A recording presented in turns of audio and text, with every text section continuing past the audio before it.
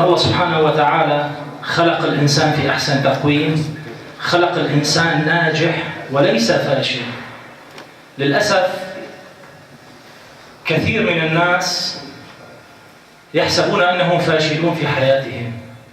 طبعا هذه نظرة سلبية للإنسان. الله سبحانه وتعالى كرم بني آدم، لقد خلقنا الإنسان في أحسن تقويم، لذلك يمتلك الإنسان من المهارات، من الطاقات، من الخلايا، المليارات في الخلايا في الصندوق. هذا الصندوق اللي خلقه الله سبحانه وتعالى، والعقل البشري اللي اخترع وصنع اليو اس بي، الفلاش ما نقولها نحن في العامية، اللي فيها 1 جيجا 2 3 4 16 الهارد 500، ولكن العقل البشري فيه مليارات من الخلايا الذكية. ولكن لو استطعنا أنه نحن نسخرها ونطوعها في سبيل المنفعة والخير لكننا غير هذا الوضع. في مثل ياباني يقول: إذا كنت تفكر في اليوم ازرع رز مشان تاكل، وإذا كنت تفكر في الغد فازرع الورد، وإذا كنت تفكر في المستقبل فدرب البشر، صناعة البشر. لأنه الثروة ليست رأس المال هو المال الفلوس، ولكن الثروة الفكرية هي الثروة الحقيقية في صناعة الإنسان.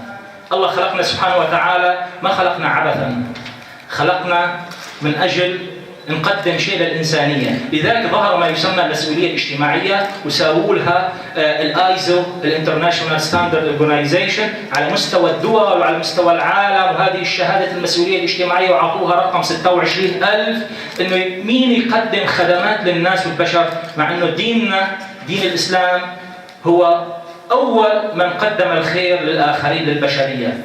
ويعلمونا، يجي الغرب يعلمنا نعطيكم شهادات آيزو مشان تقدموا خدمات البشر، ورسولنا علمنا صلى الله عليه وسلم هذا الشيء منذ آلاف السنين. بالنسبة للتحفيز الذاتي يا أخوان، أحكي لكم قصة صغيرة. تقدم أحد الموظفين في شركة مايكروسوفت، أكيد الجميع عارف شركة مايكروسوفت لبيل جيتس. هذا الموظف تقدم لوظيفة لمنصب بوزيشن فراش. بعد المقابلة الانترفيو حقه نجح في الاختبار، وهي عبارة عن كنس وتنظيف أراضي المكاتب في مايكروسوفت. مدير شؤون الموظفين كلمه، قال له: أنا بهنيك إنه أنت كسبت وفزت هذه الوظيفة، برافو، يعني نوع من التشجيع والحماس ونوع من التحفيز الذاتي. بس نلاحظ بعد فترة راح يصيبه نوع من الإحباط واليأس.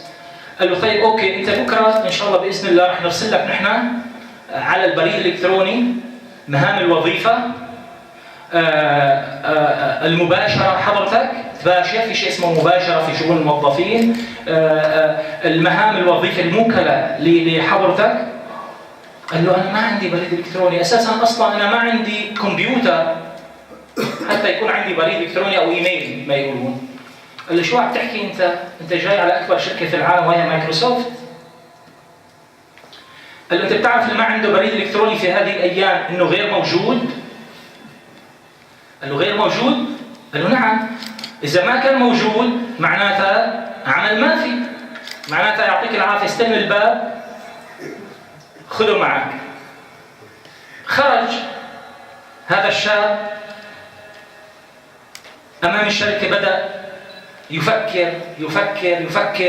فاز بوظيفة مايكروسوفت فراش، ولكن لسوء الحظ ما عنده بريد إلكتروني، خسر الوظيفة.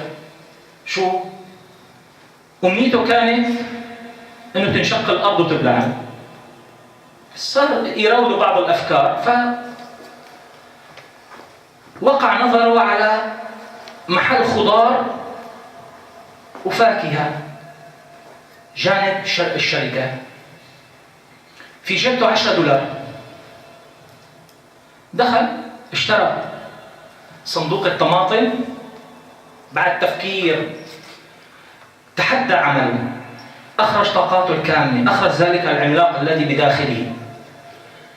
اشترى صندوق الطماطم وذهب يوزع بين الأحياء، في البيوت، في المساكن، الطماطم اللي قيمتها $10. بعد ساعة ضاعف المبلغ.